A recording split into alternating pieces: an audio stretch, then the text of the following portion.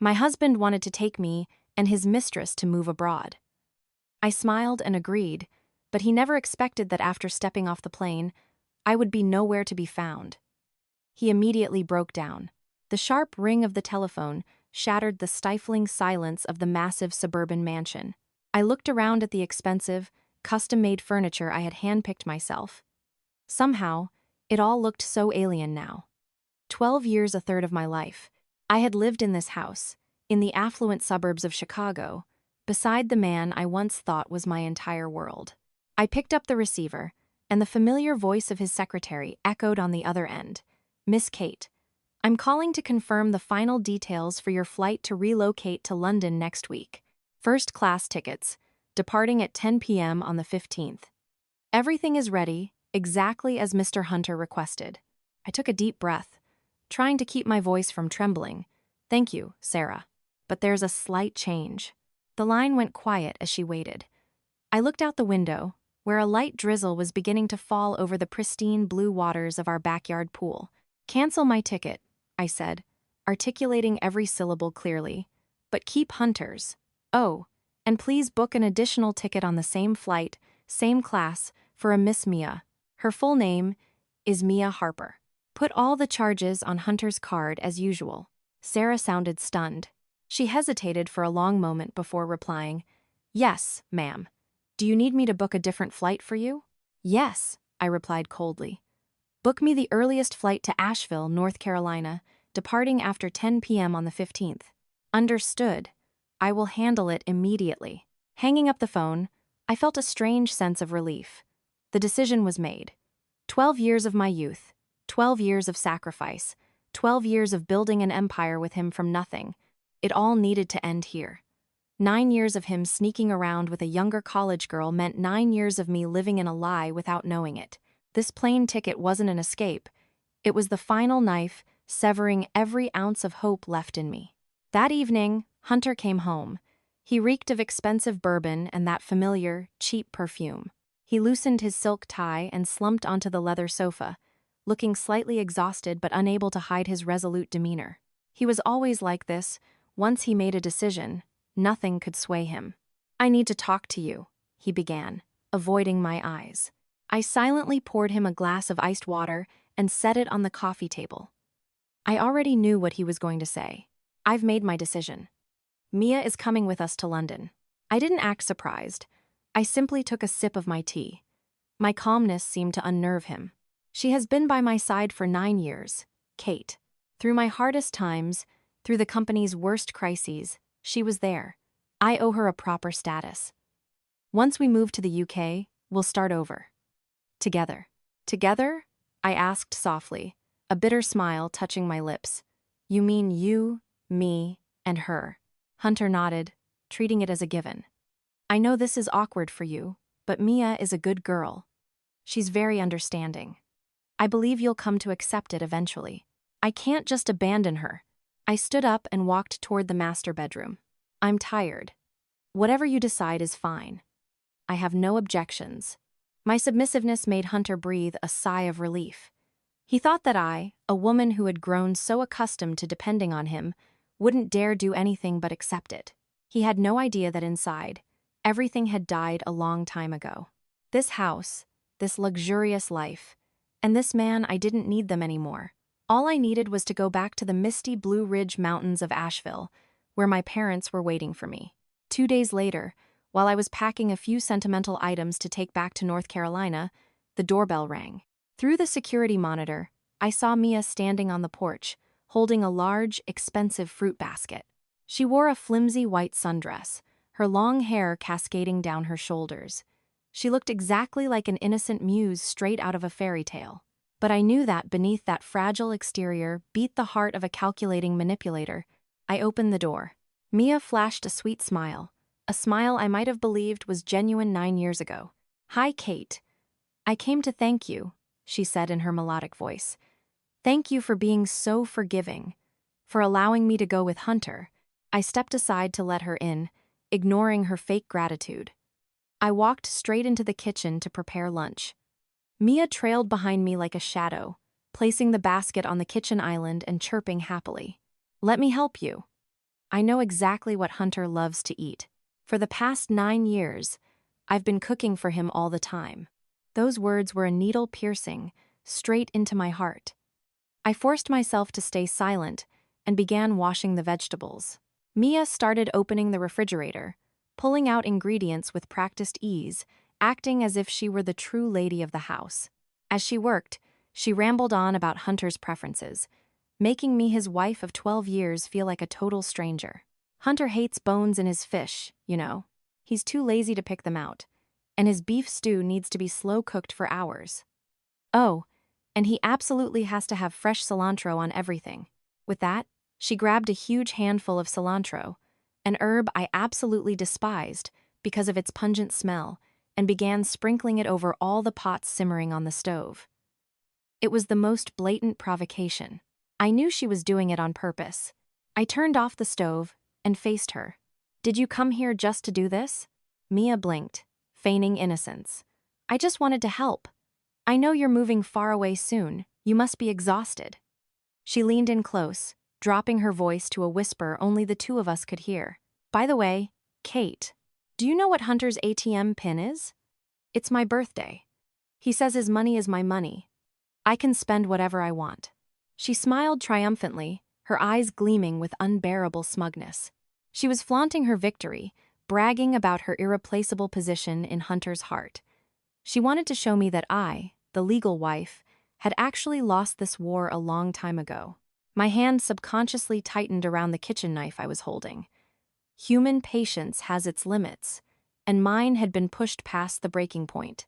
Her words, combined with that arrogant smirk, were the final straw. I couldn't take it anymore. I dropped the knife onto the cutting board. The sharp clack echoed through the quiet kitchen.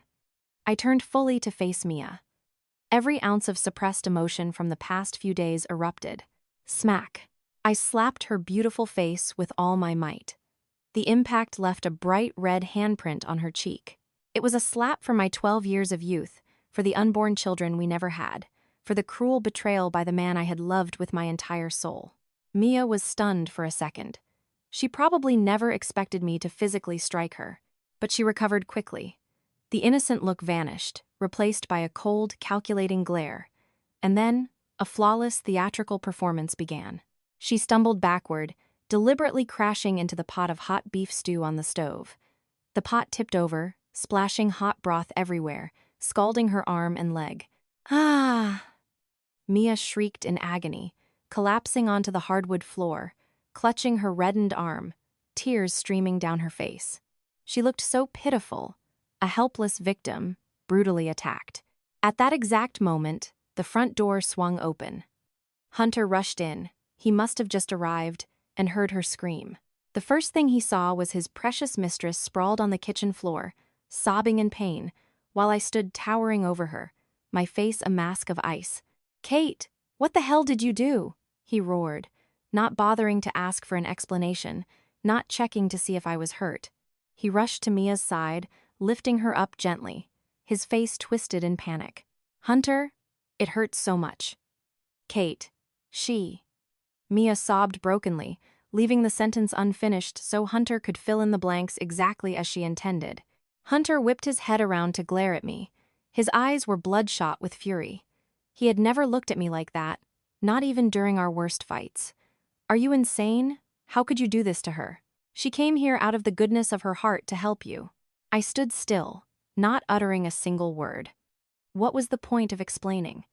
In his eyes, I was a jealous, malicious shrew, and she was an innocent angel. "Apologize to her." "Right now," Hunter commanded, his voice like steel. I looked him dead in the eye, then glanced at Mia, cowering against his chest. I let out a mocking scoff. "I didn't do anything wrong. The people who need to apologize are the two of you." My defiance poured gasoline on the fire. Hunter's face turned purple with rage. He supported Mia's weight and pointed a shaking finger at my face. "Fine. From now on, don't blame me for being ruthless." Without another word, he carefully guided Mia out the front door, likely taking her to the ER to treat her burns. The heavy door slammed shut behind them, leaving me alone in the messy kitchen, overwhelmed by the stench of cilantro and a heart that had shattered into a million irreversible pieces. The next day, I went to Northwestern Memorial Hospital, but not because of the fight. For the past few weeks, I had been feeling strange, exhausted, nauseous, entirely unlike myself. At first, I blamed it on the stress, but a vague intuition urged me to get checked. Sitting in the waiting room, clutching my intake forms, my mind was a chaotic mess. Hunter and I had been married for 12 years. We had spent 3 agonizing years actively trying for a baby. To no avail. The doctors told me that back in my 20s, I had overworked myself, taking double shifts at an Amazon warehouse and eating poorly so Hunter could fund his tech startup, and it had severely impacted my fertility. We had practically given up hope. Kate Vance, please head to examination room 3. The nurse's voice pulled me back to reality. I walked in to find Chloe, my best friend from college, who was now a leading OBGYN here. Seeing me, Chloe's face lit up, though she looked slightly surprised. "Why are you here alone today? Where's Hunter?" I just offered a weak smile and didn't answer. Chloe didn't press the issue and began the examination. After a series of tests and an ultrasound, Chloe looked at me with a complex expression, overjoyed, yet somehow apprehensive. "Kate, congratulations. You're pregnant. You're a little over 6 weeks along." My ears started ringing. Pregnant. It was the word I had yearned to hear for years. The child I thought I would never be able to have had finally arrived at the absolute worst possible moment. Just when my marriage was teetering, on the edge of the abyss, a hot tear rolled down my cheek. I didn't know if it was from joy or sheer agony. Chloe grabbed my hand, trying to comfort me. "What's wrong? You have great news. Why do you look so devastated? When that bastard Hunter hears this, he's going to lose his mind with happiness." I shook my head, aggressively wiping my tears away. "We're getting a divorce, Chloe." Chloe froze, unable to believe her ears. I poured everything out: the 9 years of deception, the mistress named Mia, the upcoming relocation to London. When I finished, Chloe slammed her fist onto her desk, in a blind rage. "That absolute scumbag. How can a man be so vile? You sacrificed your health and fertility to build his empire. Now that he's rich, he's tossing you aside? I'm going to go find him and rip him to shreds." I quickly stopped her. "Don't, Chloe. It's useless. When a person's heart changes, begging changes nothing." I sat in silence, my hands subconsciously resting on my flat stomach. I remembered our darkest, poorest days, living in a tiny, cramped studio apartment in Chicago, surviving on ramen noodles. I worked night shifts while he coded his software. He used to hold me in the dark, promising that when he made it big, he would give me a life of luxury and make up for all my sacrifices. Remembering that promise now tasted like ash in my mouth. This baby had terrible timing. It was the culmination of our love. But what was left of that love besides lies and betrayal? That evening, I returned to the empty mansion, clutching the thin ultrasound printout in my hand. This fragile little life. The seed I had desired for so long now felt like a cruel joke played by fate. I used to think that a child would be the ultimate bond to keep Hunter and me together. But now, with the love gone, what would this baby become? A desperate reason to hold on to a dead marriage? Or a pawn in a future custody battle? Hunter came home late. He seemed to have cooled down from the previous day's incident. Seeing me sitting silently on the sofa in the dark, he didn't say a word. He just sat opposite me and loosened his tie. The air in the room was heavy as lead. I knew I had to speak, to pose one final test, a question to extinguish the very last, pathetic ember of hope in my heart. "Hunter," I started, my voice eerily calm, "I want to ask you something." He looked up, a flash of impatience in his eyes.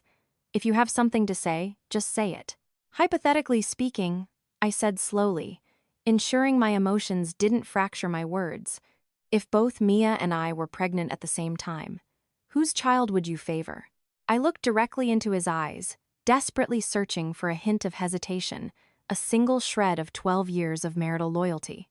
But no, his gaze remained cold, distant, and unyielding. It didn't even take him a second to answer. "I only want a child with Mia." His voice was clear and ruthlessly precise. "I only want the baby Mia gives me." Every single syllable was a dagger plunged directly into my heavily scarred heart, without a shred of hesitation, without an ounce of sentiment. All my years of exhausting sacrifice, all those sleepless nights worrying about his health, all the times I blamed myself for being barren. Suddenly, it was all meaningless. It was laughable. The problem wasn't that I couldn't have children. The problem was that he didn't want a child with me. My heart turned to solid ice. Every last, minuscule sliver of hope was utterly eradicated by his answer. I had nothing left to mourn. I stood up without another word and walked straight upstairs to the bedroom. The very next morning, I returned to Northwestern Memorial to see Chloe. Seeing me, Chloe looked highly concerned. "You look terrible. Did you talk to Hunter? What did he say?" I shook my head and handed her a signed consent form for a surgical procedure. "Chloe, please help me." Chloe looked at the paper, then back at me, her eyes widening in sheer horror. "Kate, are you out of your mind? Do you know how hard you fought to get this baby? How can you?" "I can't keep it, Chloe," my voice cracked. "It has no father. It doesn't deserve to be born into a situation like this. I refuse to let my child suffer through this misery." Chloe hugged me tight. We both wept. She was furious at Hunter, and her heart bled for me. But as my best friend, she ultimately respected my decision. Laying on the cold operating table, staring up at the harsh fluorescent ceiling lights, I felt an agonizing, soul-tearing pain. The emotional loss far outweighed any physical pain.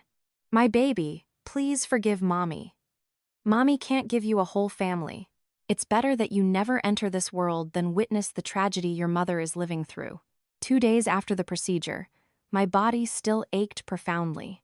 But physical pain was nothing compared to the vast, echoing emptiness in my soul. I forced myself to get out of bed and walk slowly around the room. All I wanted was to lie still and fade into oblivion, but Hunter wouldn't let me be. He barged into the bedroom, wearing a bespoke tuxedo, his hair immaculately styled. Today was his 40th birthday. "Get ready," he ordered. "There's a gala at the Ritz-Carlton tonight. You have to come with me." I looked at him, my voice frail. "I don't feel well. I can't go." Hunter scowled, his patience non-existent. "Stop making excuses. If you don't show up, people will start rumors. Mia is pregnant. You need to be there to maintain her dignity, to show everyone that you are a generous, accepting wife. Do not make this difficult for me. Maintain the dignity of my husband's mistress."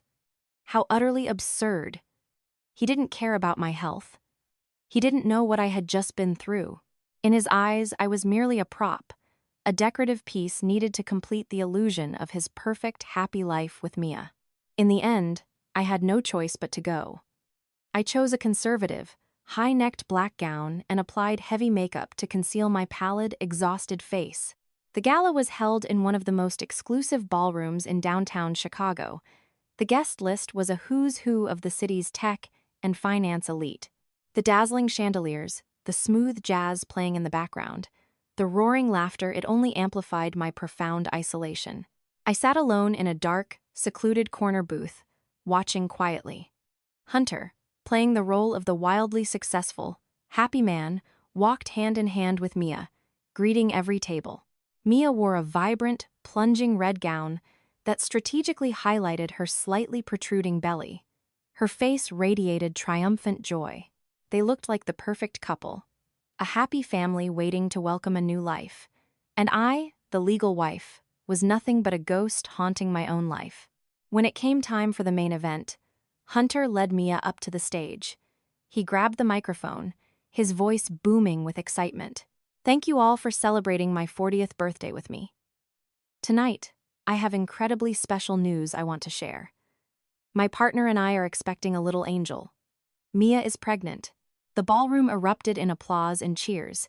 Everyone's eyes shifted toward Mia, and then darted toward the dark corner where I sat, their expressions a mix of morbid curiosity, pity, and outright mockery. Mia leaned blissfully into Hunter's chest, rubbing her belly. In that exact moment, I became the biggest joke in the room. What were they whispering about me? The miserable wife, the barren woman who couldn't keep her man, a pathetic failure. I sat immobilized, feeling like the entire world was caving in on me. I hid in the shadows, the glass of champagne in my hand untouched. The gossip and the prying eyes felt like thousands of invisible needles, piercing my skin. I tried to maintain a stoic facade, but inside, I was shattered. All I wanted was to flee, to escape this suffocating hypocrisy and humiliation. Just then, Mia strutted over to my booth, her smile brighter than ever. She sat down right next to me, her voice dripping in saccharine poison. "Kate, aren't you going to congratulate Hunter? You are the first wife, after all." I refused to look at her. "What do you want?" "I don't want anything," Mia shrugged, feigning innocence. "I just came over to tell you something. Do you see it now? Hunter is going to divorce you anyway. He needs someone who can give him an heir. A complete family. What use does he have for a barren woman taking up space in his house?" Her words were another blade slicing into my raw, bleeding wounds. She either didn't know or didn't care that I had just lost a child of my own. Her cruelty surpassed my wildest imagination. "That is none of your business," I replied, my voice freezing cold. "Oh, really? It will be my business very soon," she giggled darkly. "You should just willingly sign the divorce papers to save whatever shreds of dignity you have left. Don't wait until Hunter publicly kicks you out of the house in disgrace, okay?" With that, she stood up and glided away, like a queen who had just bestowed a beggar with a penny. I couldn't take it anymore. I bolted upright, intending to leave the hotel immediately. I needed air. I needed to escape this toxic environment. As I hurried down a deserted, carpeted hallway leading toward the exits, I caught a glimpse of Mia standing in a secluded alcove, her back to me. She was typing furiously on her phone. After hitting send, she let out a dark, calculating smirk, a smile steeped in malice. A woman's intuition screamed at me that something was terribly wrong. That wasn't a smile of happiness. It was the smirk of someone setting a trap. I shuddered, a deep unease settling in my gut. I decided to walk faster, but I was too late. As I rounded the corner of the corridor, the heavy oak doors of a private VIP lounge violently swung open. Two massive, thuggish men in cheap suits stepped out and blocked my path. Before I could even scream, one clamped a sweaty, gloved hand over my mouth, while the other pinned my arms painfully behind my back, dragging me into the dark room. The heavy door clicked shut, trapping me in the pitch-black void of sheer terror. It was an empty private karaoke lounge. The only light was the dim, ambient glow from the muted TV screens. The overwhelming stench of stale beer and cheap cigars assaulted my senses. "Who are you? Let me go!" I thrashed violently, screaming into the man's hand. One of the thugs let out a sleazy, drunk chuckle. "We were hired to take very good care of you, sweetheart. Be a good girl, and it won't hurt too much." My heart stopped. I understood their intent. Pure terror paralyzed me. But seconds later, an explosive, primal rage ignited in my veins. I would not let these animals violate me. Even if I died, I would fight to my last breath. As the thug stepped closer, reaching out to rip my dress, I channeled every ounce of strength I had and bit down savagely on the meaty part of the hand covering my mouth. He roared in pain and yanked his hand away. Seizing the microsecond of freedom, I drove my knee upward with brutal force, directly into the groin of the man holding my arms. He collapsed to the floor, groaning in agony. I didn't waste a millisecond. I wildly scanned the room for a weapon. There were several empty beer bottles on the low glass table. Without a second thought, I grabbed a heavy glass bottle and smashed it against the edge of the table. The glass shattered, leaving me gripping a jagged, lethal bottleneck. "Don't come any closer," I screamed at the top of my lungs, pointing the jagged glass at them. My voice shaking but my eyes burning with absolute, lethal intent. The two thugs froze, stunned by my ferocity. They clearly hadn't expected a frail-looking society wife to fight like a cornered wolverine. Taking advantage of their shock, I sprinted toward the door. I threw it open and ran for my life down the hallway, never once looking back. My expensive gown was torn and askew, my hair a mess, and I was still gripping the broken glass bottle. I ran straight back into the main ballroom, seeking the safety of the crowds and the light. And then, I saw her. Mia was standing right there beside Hunter, smiling and chatting with the wealthy guests as if nothing had happened. But the moment she saw my disheveled, blood-pumping state, a flash of pure panic crossed her eyes, instantly replaced by fake shock. It was her. She orchestrated the attack. The anger, the humiliation, and the sheer terror I had suppressed detonated. My blood boiled. I lost all capacity for rational thought. Blinded by absolute, blinding rage, I charged directly at Mia. Ah! I screamed like a madwoman, dropping the glass and using every ounce of my remaining strength to deliver a devastating kick squarely into her stomach, the very stomach she and Hunter were so proud of. The loud, bustling ballroom instantly went dead silent. The jazz band stopped playing. Hundreds of eyes locked onto us.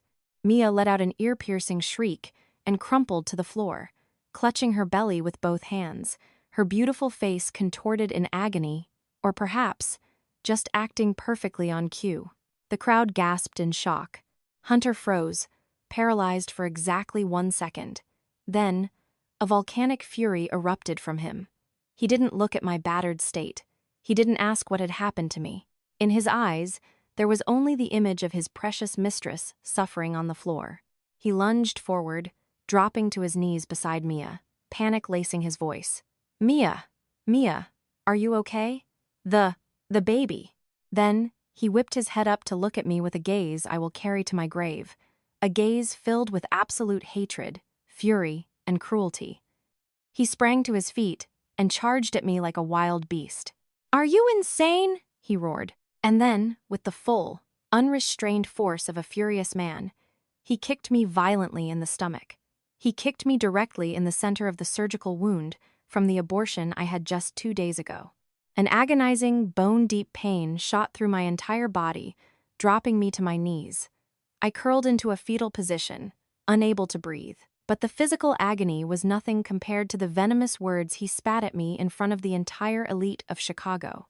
You are a disgusting, manipulative psychopath. Just because you are barren, you're jealous of Mia, aren't you? You wanted to murder my child. I can't believe I was married to someone so pure evil. Every word was a sledgehammer, smashing my already pulverized heart. I looked up at him through a blur of tears. This man, the man I loved with my entire soul, the man I sacrificed my 20s to build an empire for. Here he was, publicly degrading me, trampling on my dignity without a shred of mercy. 12 years of love, the sacred vows of marriage. At this exact moment, everything was unequivocally, permanently dead. I didn't feel pain anymore. I only felt a terrifying, hollow numbness. The crowd whispered, pointing fingers at me. The grand birthday gala had turned into a tragicomedy, and I was the pathetic clown. Hunter didn't say another word to me. He scooped Mia up in his arms and sprinted out of the ballroom, screaming for someone to call 911. The crowd slowly dispersed in awkward silence, leaving me sitting alone on the cold marble floor. My expensive black gown looked pathetic. I tried to force myself up, but a sharp stab of pain radiated from my lower abdomen. I felt a warm, thick liquid slowly trickling down my legs, soaking into my dress. My surgical wound had torn open. That night, I walked back to the massive, empty mansion alone. I didn't call an Uber. I just walked. The long, dark road stretched on endlessly. Blood continued to drip from my wound, staining the pavement. My body was freezing, but my soul was colder. The 15th finally arrived. Hunter hadn't been home for days. He had stayed at the hospital caring for Mia. She hadn't miscarried. It was just mild spotting. A flawless theatrical performance. I was home alone. I changed my own bandages, took my painkillers, and quietly packed my bags. Not massive suitcases for a new life in London, but a single, small carry-on containing a few old clothes, my ID, and the modest personal savings I had secretly accumulated over the years. I left all the designer bags, the diamond jewelry, and everything Hunter had ever bought me. I didn't want anything tainted by him. That morning, Hunter returned with Mia. She looked frail, leaning heavily on him with every step. They didn't speak a single word to me. They treated me like I was invisible. I silently rolled my small suitcase toward the front door. We rode to O'Hare International Airport in the same black SUV. The silence was deafening. Hunter and Mia sat in the back, whispering to each other. I sat in the passenger seat, staring out the window, taking one last look at the city I had called home. 12 years I lived here, and now I was leaving with nothing but empty hands and a heart full of scars. At the airport, Hunter handled the check-in for the two of them. I stood far behind, quietly observing. They looked like a pair of newlyweds, and I looked like an unwanted third wheel. When it was time to head to the TSA security checkpoint, I finally spoke. Your tickets are first class. The priority lane is over there. You two go ahead. I'll go through the regular line. It's faster for me. Hunter threw me a dismissive glance and nodded. Whatever. He guided Mia toward the priority gates, never looking back once. I stood there, watching their backs recede until they disappeared through the security doors. The man I had loved had vanished. A final tear slipped down my cheek. Goodbye to my youth. Goodbye to a 12-year tragedy. Once I was sure they were gone, I turned around with absolute resolve. I didn't head toward the international terminal for the flight to London. I walked straight to the domestic terminal. I calmly handed my boarding pass and ID to the TSA agent. Have a safe flight, ma'am.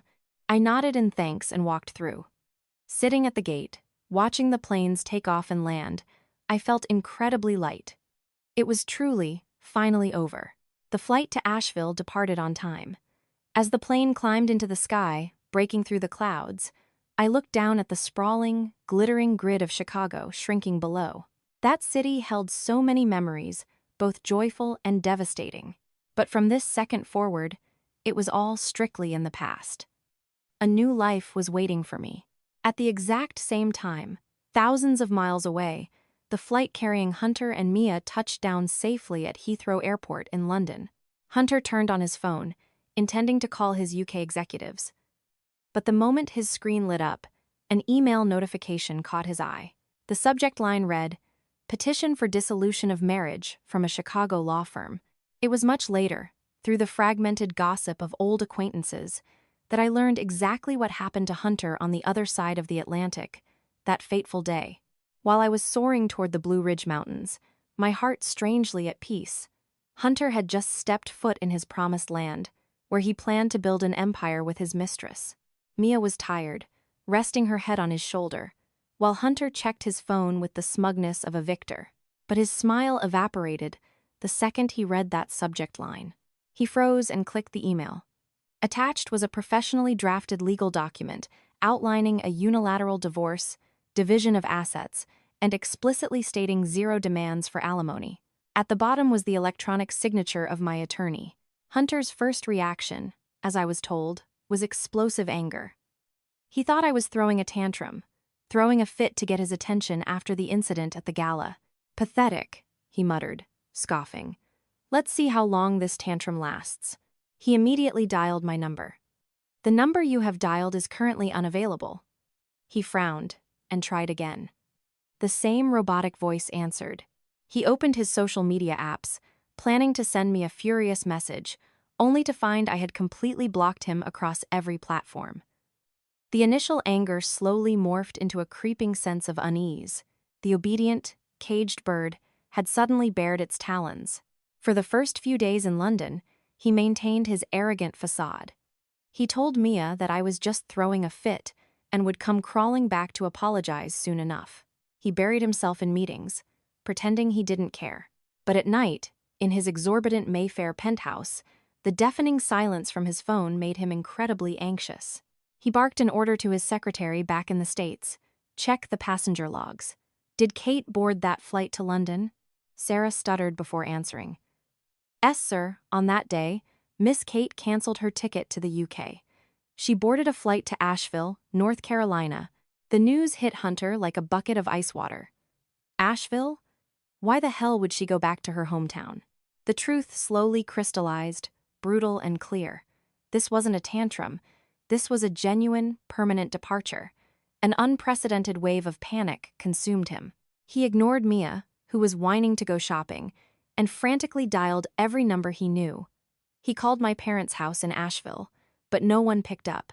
He called our mutual friends, but they all claimed ignorance. Finally, in a state of absolute desperation, He found Chloe's number. "Where is Kate? Tell me where she is," he screamed into the phone. Chloe, on the other end, just let out a cold, venomous laugh. "What right do you have to ask about her? A soulless monster like you doesn't deserve to even speak her name. What are you talking about? I am her husband." "Husband?" Chloe's voice dripped with pure disgust. "A husband who violently kicks his wife in the stomach just 2 days after she had surgery to abort his own child. Did you know that?" "Hunter." Kate was pregnant. Hunter stopped breathing. She wanted that baby more than anything in the world. But when she asked you, you told her you only wanted the homewrecker's child.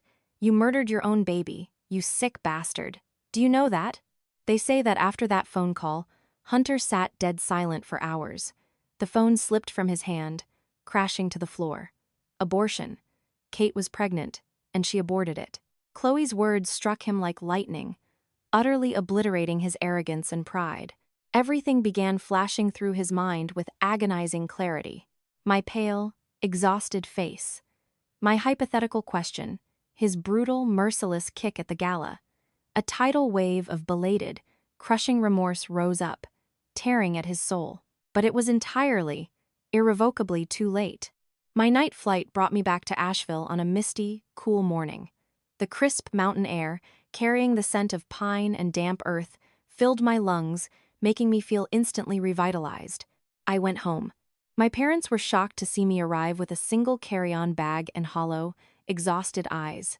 I lied and said the London expansion hit a snag, so I came back to rest for a few days, not wanting them to worry. But I only stayed at my parents' house for 3 days. I was terrified Hunter would track me down and harass them. I didn't want them to witness my failed marriage, nor did I want to face the pitying gossip of the neighbors. I needed a place where I was completely anonymous to start over. After confessing part of the truth to my mother and begging her not to reveal my location, I quietly left. I drove an hour away to a small, quiet town deep in the Blue Ridge Mountains. Using my secret savings, I bought a charming, run-down bed and breakfast nestled on a hillside, surrounded by lush, green Appalachian forests. I wanted to renovate this place with my own hands, transforming it into my new sanctuary, a place of absolute peace. In the beginning, I buried myself in manual labor, cleaning and fixing up the B&B. The physical exhaustion helped numb the pain, but at night, the loneliness and memories flooded back, leaving me sleepless. One afternoon, while I was struggling to repaint the wooden porch fence, my phone rang. An unknown number. I didn't want to answer, but something compelled me to. "Hello? Kate? Is that you?" "It's Quinn." That name. It had been years since I heard it. Quinn was the boy next door, my childhood best friend who used to carry me on his back exploring the mountain trails. He was 5 years older than me. Over a decade ago, he moved to Europe for university and stayed in London to build his career. We had lost touch ever since. "Quinn," I said, my voice laced with disbelief. "How?" "I just moved back to the States a few days ago. I went by your parents' house to say hi, and your mom told me everything. I was so worried, I asked for your number immediately." "Where are you, Kate?" His warm, intensely caring voice coming through the speaker made my nose sting. It had been so long since someone cared for me so genuinely. I gave him the address. I didn't expect that just 2 hours later, a familiar truck would pull up to the gate of my B&B. Quinn stepped out. He looked just as I remembered, tall, grounded, but his eyes carried a new depth of maturity and wisdom. He looked at me, covered in paint and dirt, then looked around the modest B&B. His eyes held no pity, only profound empathy and respect. "You've been through so much," he said softly. That one simple sentence shattered the fortress I had built around myself. I burst into tears. All the grief, humiliation, and pain I had suppressed for so long poured out of me. Quinn didn't say anything. He just stood there, offering me a broad, solid shoulder to cry on. Quinn didn't pry into the past. He simply stayed by my side, helping me with the heavy lifting. He patched the leaky roof, fixed the wobbly wooden chairs, and planted rose bushes in the front yard. His presence was like a cool mountain breeze, blowing away the dark clouds in my life. He was the exact opposite of Hunter. Where Hunter was decisive, patriarchal, and narcissistic, Quinn was gentle, observant, and an incredible listener. He never forced his opinions on me, only offering sincere advice. One evening, as we sat on the porch drinking tea, watching the valley lights flicker on, Quinn suddenly asked, "What are your plans for the future, Kate?" I hesitated.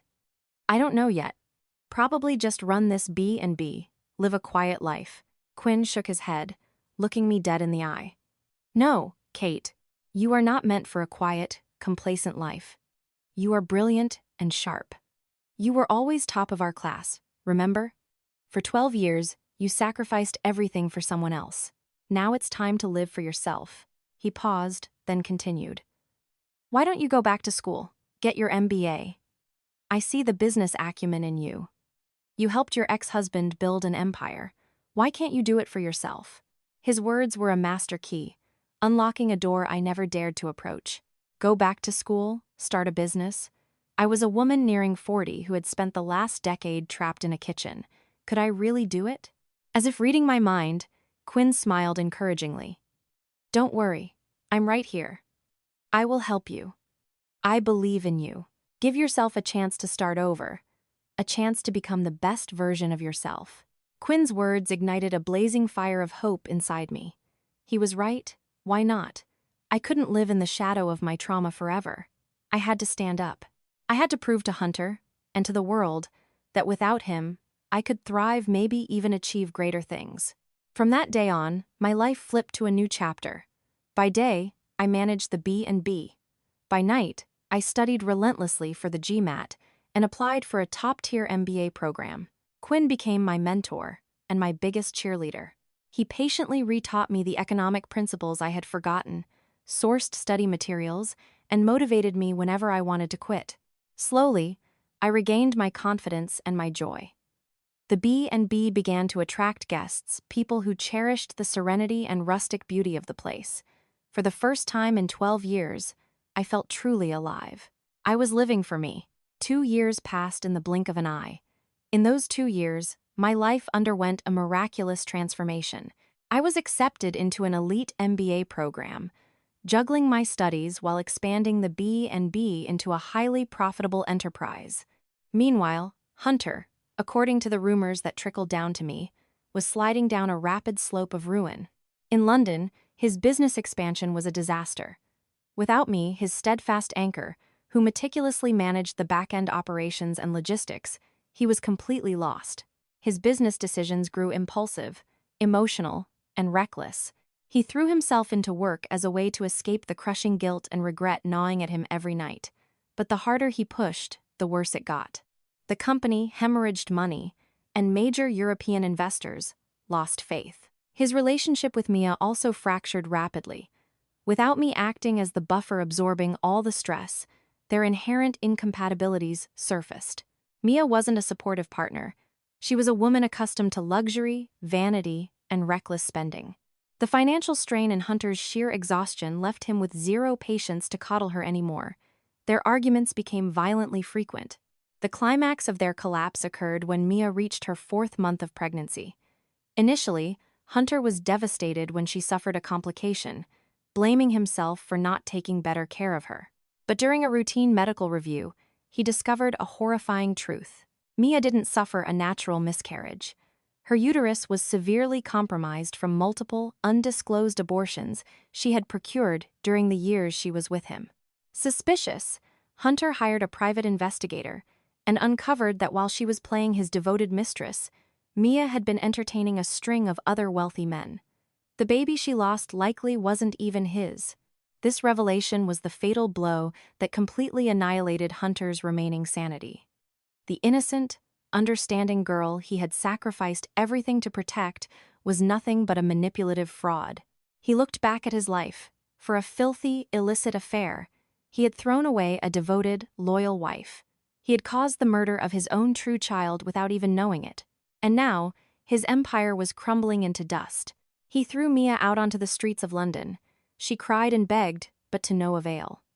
Now, Hunter's mind was haunted by a single obsession: Kate. He searched for me like a madman. He flew back to the States, drove to Asheville, and showed up at my parents' doorstep, only to be met with slammed doors. He hired private eyes, turning over every stone, but I had vanished from his world like vapor. The guilt and despair turned him into a hollow shell of his former self, a pathetic failure desperately trying to cling to a past that was dead and buried. The day I received my MBA degree was the day I officially closed my 2-year chapter hiding in the mountains. Armed with new knowledge and substantial financial backing from Quinn, whom I now considered my closest confidant and brother, I decided to return to Chicago. But this time, I wasn't returning as a submissive housewife. I was returning as a fiercely independent woman ready to forge her own empire. I launched an interior design and architectural firm. Using my innate eye for design, combined with the hands-on experience I gained, renovating the old mansion and my B&B, my firm rapidly secured high-profile contracts. I wasn't afraid to get my hands dirty, personally overseeing construction sites and negotiating directly with elite clients. Gradually, Kate's Interiors became a prestigious name in the Chicago real estate scene. To celebrate my successful launch, Quinn hosted a massive gala at a downtown hotel, inviting the city's top business tycoons. He said it was the perfect networking opportunity for me. That night, I wore an emerald green evening gown. My hair was styled in an elegant updo, my makeup subtle yet strikingly sharp. When Quinn and I entered the ballroom, every eye turned to me. I was no longer the timid, anxious woman I used to be. I smiled warmly, walking with absolute confidence beside Quinn. As the gala was in full swing, I caught a glimpse of a familiar figure in the far corner of the room. The man was severely emaciated. His jaw was covered in scruff. The designer suit he wore hung loosely off his frame, looking entirely out of place. He was staring at me, his eyes wide with a mix of shock, awe, and an agonizing, bottomless sorrow. It was Hunter.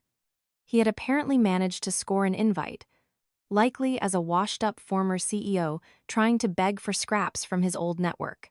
His company had practically gone bankrupt after the London failure, forcing him to crawl back to Chicago. He stood there, silently watching me confidently chat with high-net-worth clients, absorbing their praises. The woman he had thrown away, the woman he assumed was a helpless dependent, was now radiating brilliance and power. I saw him slowly start walking toward me. Quinn noticed him too, and his hand instinctively tightened around my waist in a protective, reassuring grip. Hunter stopped right in front of me. His voice was incredibly hoarse, carrying a pathetic tremble. "Kate, is it really you?" I looked at him. My eyes held absolutely zero emotion. Not a single ripple. I offered a slight nod, my voice terrifyingly calm. "Hello, Hunter. It's been a while." The sheer distance and absolute apathy in my voice seemed to break him. The business genius being praised by everyone in the room, the stunning, successful woman standing before him, was the exact same wife he had brutally discarded. His entire universe seemed to collapse right there on the ballroom floor. After that fateful reunion, my life was disrupted by Hunter's relentless stalking. He became a persistent shadow. Early in the morning, when I arrived at my office, he would be standing by the gates holding a hot thermos of clam chowder, the dish I used to cook for him.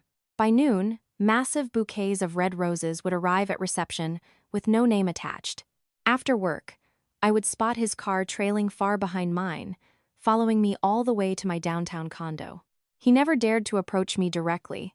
He just silently hovered. Perhaps he thought his persistence would soften my heart, but he was severely mistaken. My heart had turned to stone years ago. I told my secretary to throw all the flowers in the dumpster, and I handed the soup to the building security guards. I treated him like he was entirely invisible. A week later, unable to tolerate the harassment anymore, I texted him to meet me at a local Starbucks. Hunter arrived early. He looked slightly more put together, but couldn't hide his haggard aura. "What do you want?" I cut straight to the chase. "Kate, I know I was wrong," Hunter rushed to say, his eyes filled with desperate remorse. "I am begging you, please give me a chance to make it right. Can we just start over?" I let out a dry, mocking laugh. "Start over? Hunter, do you not realize how pathetic that sounds? There is absolutely nothing left between us to start over. What you did to me, to our child, I will not forget that for as long as I live." I pulled a manila folder from my bag and slammed it onto the table. These are the final divorce papers. I've already signed them. Sign them and set us both free." Hunter looked at the papers, his face draining of blood. He shook his head violently. "No, I won't sign. I will never divorce you."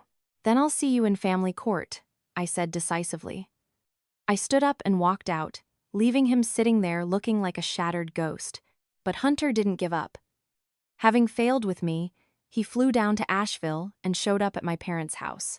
He dropped to his knees on their porch, sobbing, begging them to put in a good word for him. But my father, a gentle man who had never raised his voice at anyone in his life, grabbed his hunting rifle and pointed it squarely at Hunter's chest. "Get off my property. My daughter suffered enough because of you. How she lives her life now is her choice. I don't have a son-in-law named Hunter. Leave, before I call the sheriff." Rejected by my family, Hunter returned to Chicago in absolute despair. He continued to harass me, but his pleas were nothing but white noise to me now. While Hunter was drowning in regret, Mia, having been kicked out onto the streets of London and eventually deported back to the US, was living a miserable existence. Without Hunter's money, she was broke, and her youthful beauty was rapidly fading under the stress of poverty and substance abuse. She blamed Hunter, but the person she hated most in the world was me. In her twisted mind, she believed I was the one who stole everything from her. When she found out I was back in Chicago, highly successful, and constantly accompanied by a handsome man like Quinn, the jealousy and venom inside her reached a boiling point. She began to stalk me. One evening, Quinn and I were having dinner at a popular downtown fondue restaurant. Suddenly, Mia appeared out of nowhere. She looked deranged, gaunt, disheveled, a far cry from the delicate fairy she used to pretend to be. Her eyes locked onto me with pure, psychotic rage. "You bitch. You stole Hunter from me, and now you're seducing another rich man? You're a dirty whore," she screamed, drawing the shocked attention of the entire restaurant. Before I could even process what was happening, she grabbed the boiling pot of fondue broth from our table and violently swung it, aiming to throw the scalding liquid directly into my face. Moving with lightning speed, Quinn pulled me behind his back and threw his arm up to block the pot. The boiling broth splashed everywhere, heavily coating Quinn's forearm. His skin instantly blistered raw red. Restaurant staff tackled Mia to the ground and dragged her outside. I frantically checked Quinn's severe burns, my heart pounding with fear and fury. But I had no idea that was just the preamble to Mia's utter insanity. A few days later, while I was driving home from my office, a black SUV violently swerved into my lane, forcing my car off the road and into a barricade. Mia and a burly man, likely her brother, jumped out. They smashed my window, dragged me out of the car, bound my hands, gagged me, and threw me into the back of their SUV. They drove me to the abandoned rooftop of a derelict warehouse on the south side. There, Mia set up a tripod with her phone, initiating an Instagram live stream. She began slapping me viciously across the face, yanking my hair, brutalizing me while sobbing hysterically to the camera. "Look at her, everyone. Look at this home-wrecking bitch. She ruined my happiness. She made me lose my baby. She took everything from me. Women like her deserve to be punished," she screamed to her bewildered viewers. She fabricated wild, delusional lies, painting me as a demonic villain and herself as a tragic victim. I struggled against the zip ties, but it was useless. Terror and outrage suffocated me. I never imagined Mia possessed this level of depraved, homicidal madness, but the moment I was abducted, Quinn knew something was horribly wrong. After the restaurant attack, Quinn had secretly slipped an Apple AirTag into the lining of my purse for my protection. When he saw my location tracking stop at an abandoned industrial zone, his instincts screamed at him. He floored his truck and sped toward the ping. When Quinn kicked down the rooftop access door, he was met with a horrifying sight. I was tied to a pipe, my face bruised and bleeding, my clothes torn, while Mia and her brother gloated to the smartphone camera. A terrifying, primal rage exploded within Quinn. He charged forward without a second of hesitation. He dropped Mia's brother with 2 devastating, bone-crushing punches to the jaw. He then snatched the phone from the tripod, ending the live stream instantly. Seeing her brother unconscious, Mia panicked and tried to run, but Quinn grabbed her by the collar, slamming her against the brick wall. His voice was lethal ice. "You are going to rot in a cell for the rest of your life." He dialed 911, giving the dispatchers our exact location. Once he knew the police were en route, Quinn rushed over and cut my zip ties. He took off his jacket, wrapped it securely around my trembling shoulders, and pulled me tight against his chest. "You're safe. I'm right here. It's over," he whispered into my hair. Hearing his warm, steady voice and feeling the absolute safety of his embrace, my defenses finally collapsed. I broke down, sobbing uncontrollably into his chest like a child. Every ounce of trauma, fear, and degradation I had carried melted away in his arms. Quinn drove me back to his highly secure downtown penthouse. He gently cleaned and bandaged my cuts and bruises. Through the entire process, he didn't say a word, but his eyes were swimming with profound agony and fierce protectiveness. That night, after I had finally calmed down, Quinn sat beside me on the sofa. He took my hands in his, looking deep into my soul. His voice was incredibly earnest and filled with raw emotion. "Kate, I am so sorry I couldn't protect you better today. Seeing you hurt like that, it felt like someone was ripping my heart out." He paused, taking a deep breath. Every word he spoke came from the absolute core of his being. "Kate, I love you. Not just recently. I have loved you for a very long time.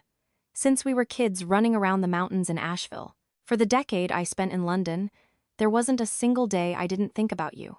When I came back and saw what you had been put through, I swore to myself that I would spend the rest of my life protecting you, making up for everything you lost." He reached into his jacket pocket and pulled out a small velvet box. He opened it, revealing a stunning, flawless diamond ring. "Catherine Vance, will you marry me? Please, let me be the one to give you the happiness you deserve." Tears spilled from my eyes once again, but this time, they were tears of pure, overwhelming joy.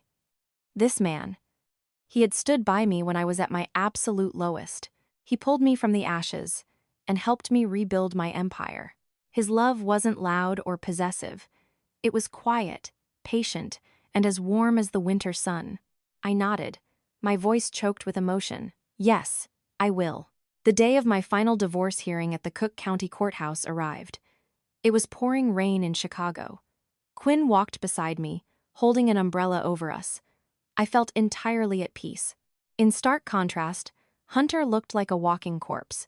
He sat at the respondent's table, severely emaciated, his eyes sunken and vacant. His suit was wrinkled and stained. His company was bankrupt. His former mistress was facing felonies. He had lost his entire universe. Throughout the hearing, Hunter didn't say a word. He just stared at me. When the judge asked for the final time if both parties consented to the dissolution of the marriage, I answered with a clear, resonant yes. Hunter sat in silence for a long time before offering a weak, defeated nod. The judge's gavel slammed down, officially terminating our 14-year legal bond. Every tie between me and that man was severed for eternity. As we walked out of the courtroom into the hallway, Hunter suddenly blocked our path. He looked at me, then at Quinn standing tall beside me. A bitter, deranged smile crept across his gaunt face. "Congratulations. You finally got what you wanted, huh? Dumped your washed-up husband to upgrade to a richer, newer model. Hunter, it's over. Have some self-respect," Quinn intervened, stepping in front of me to shield me. Hunter ignored Quinn. His manic eyes remained glued to my face. "Over? No, it's not over. I've lost everything. I will not let you two live happily ever after. I won't let you get away with this." With a maniacal laugh, he stumbled away, disappearing into the pouring rain. Watching his pathetic silhouette, I felt no anger, only a profound, melancholic pity. A man who once stood at the absolute pinnacle of success, reduced to this. All because of two things: greed and betrayal. In the months that followed, Quinn and I planned our wedding. We didn't want a massive, ostentatious society event. We invited only our closest friends and family. However, the news of my impending marriage to Quinn, a highly successful venture capitalist, somehow reached Hunter. With absolutely nothing left to lose, his mind completely snapped. He concocted one final psychotic plan for revenge. He couldn't stomach the thought of me finding happiness with another man. He wanted to destroy my perfect day, to drag me down into the abyss of despair alongside him. Our wedding was held at a beautiful, secluded luxury resort on the outskirts of Asheville. The venue featured sprawling green lawns and a crystal-clear lake. I wore a pristine, custom-designed white gown, walking down the aisle hand in hand with Quinn, the man I knew would cherish me for the rest of his life. Everything was flawless. A perfect new beginning. The reception was warm and intimate. Guests raised their glasses, toasting to our future. Just then, I noticed Quinn subtly gesturing to his private security team. I was slightly confused, but I trusted him implicitly. Sure enough, moments before the waitstaff began bringing out the main courses to the head table, Quinn suddenly grabbed the microphone and stepped onto the small stage. "Ladies and gentlemen, before we continue dinner, I have an uninvited guest I would like to introduce to you all." He pointed toward the kitchen's swinging doors.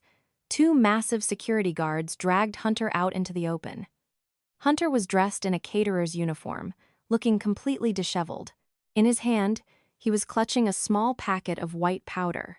A collective gasp echoed through the reception. "Hunter, what brings you here? And what exactly is that powder you're holding?" Quinn asked, his voice calm but dripping with lethal authority. Hunter turned white as a sheet. He stammered, I just... You were about to spike the main courses at the head table with a severe, industrial-grade laxative and sedative, weren't you?" Quinn continued effortlessly. "To ruin our wedding. To publicly humiliate us in front of our families." Hunter completely collapsed. He dropped to his knees on the grass, sobbing and begging. "I was wrong. Kate, I was just so bitter. Please, don't press charges." Quinn explained to the shocked crowd that after Hunter's deranged threat at the courthouse, he anticipated an attack. He hired elite private investigators to tail Hunter 24/7. He knew Hunter's exact plan and orchestrated a countermeasure. All the food prepped for the head table had been replaced with decoy plates to serve as evidence, while our actual meals were secured elsewhere. Every single move Hunter made in that kitchen was recorded on hidden 4K cameras. Local police arrived moments later, placing Hunter in handcuffs and dragging him away. The nightmare was instantly extinguished.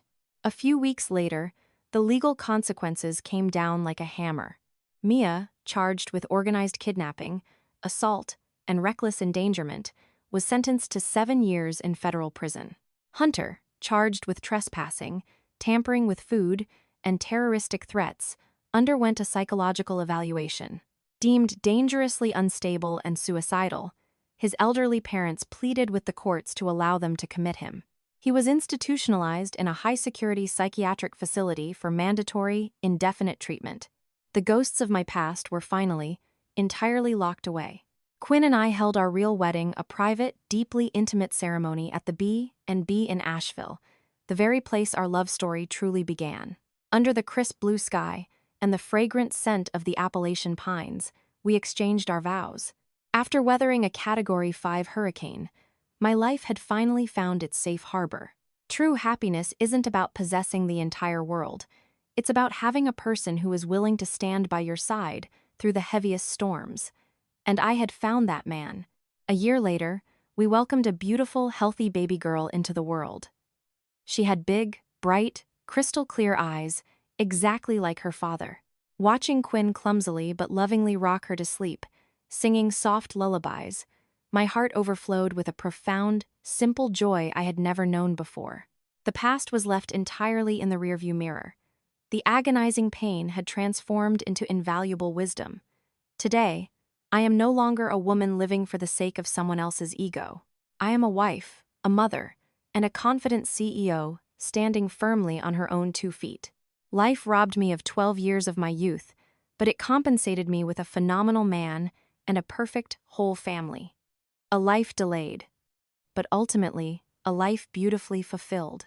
The crisp autumn breeze swept through the Blue Ridge Mountains, painting the leaves in vibrant shades of amber, crimson, and gold. I stood on the wraparound porch of our bed and breakfast in Asheville, holding a steaming mug of apple cider. The B&B had expanded significantly over the past 5 years. What started as a modest sanctuary for my broken heart had blossomed into one of the most sought-after boutique retreats in North Carolina. Meanwhile, back in Chicago, Kate's Interiors had grown from a passionate startup into a premier design firm. Quinn and I had found the perfect balance, splitting our time between the bustling energy of the city and the grounding serenity of the mountains. "Mommy, look what Daddy caught." A joyous, high-pitched voice broke my reverie. I looked down toward the edge of the lake. Our daughter, Lily, now a vibrant 4-year-old with a mess of curly brown hair, was sprinting up the grassy hill. Right behind her was Quinn, holding a tiny, squirming sunfish on the end of a child's fishing pole, his laughter echoing across the water. Seeing them together, the two most important people in my universe, my chest swelled with an overwhelming sense of gratitude. Quinn jogged up the porch steps, effortlessly scooping Lily into his arms before leaning in to press a soft, lingering kiss to my forehead. "She has your determination," he chuckled, nodding at our daughter. Sat there for an hour completely still, refusing to give up until she got a bite. "She gets her patience from you," I smiled, leaning my head against his shoulder. As Lily ran inside to show her grandmother the fish, Quinn wrapped his arm around my waist, looking out over the valley. In the 5 years since the dust settled, the ghosts of my past had completely faded into insignificance. Hunter remained permanently committed to the high-security psychiatric facility in Illinois. From what my lawyers occasionally updated me on, he lived in a state of deep delusion, endlessly drafting fake business proposals for a company that no longer existed, waiting for a wife who was never coming back. Mia had served her time and was released on parole, last seen working a minimum-wage graveyard shift at a diner in a desolate Rust Belt town, her youth and vanity entirely stripped away by the harsh reality of her choices. But their fates no longer elicited any emotion from me, not anger, not pity, and certainly not regret. They were simply strangers who had played a role in a previous lifetime. "Penny for your thoughts?" Quinn asked softly, his thumb gently tracing circles on my hip. I looked up at my husband, the man who had pieced me back together, who had believed in my brilliance when I was convinced I had nothing left to offer the world. "I was just thinking about how incredibly lucky I am," I murmured, wrapping my hands around his arm. "To have this place, to have our firm, to have Lily, and most importantly, to have you." Quinn smiled, that same warm, steady smile that had saved my life all those years ago. "We built this together, Kate, every bit of it." I leaned into him as the sun began to dip below the Appalachian peaks, casting a warm, golden glow over the valley. I had spent 12 years in the shadow of a man who only saw me as a stepping stone, but walking away with nothing but a carry-on bag had been the greatest victory of my life. It gave me the space to discover my own strength, build my own empire, and find a love that was absolute and unconditional. The storms had long since passed, and the life I was living now was more beautiful than any dream I could have ever imagined.